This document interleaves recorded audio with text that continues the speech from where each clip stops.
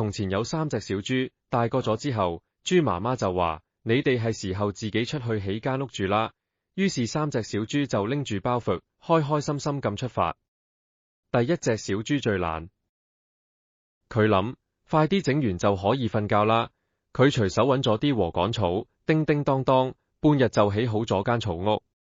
第二隻小豬行過樹林，覺得用樹枝起屋都幾穩陣，於是就用咗幾日時間搭咗間木屋。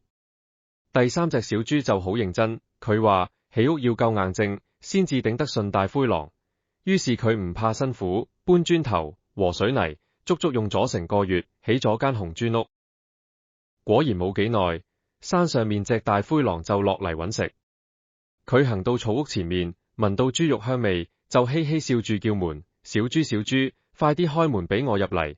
第一隻小豬嚇到騰騰震，大叫：我死都唔開。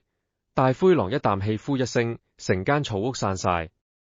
好彩第一隻小豬走得快，衝咗去第二隻小豬間木屋度。大灰狼跟住追到木屋，又嗌開門。兩隻小豬死頂唔開，大灰狼就用力撞門，嘭嘭嘭幾下，連木屋都散埋。兩隻小豬冇命咁跑，走去第三隻小豬間磚屋度避難。大灰狼嚟到磚屋前面，又用老招數吹氣，點知點吹都唔動。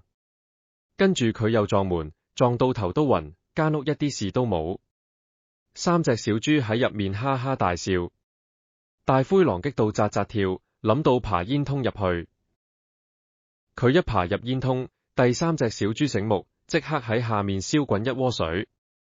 大灰狼扑通一聲跌落鑊，燙到佢哇哇叫，即刻彈起身走佬，以後都唔敢再嚟。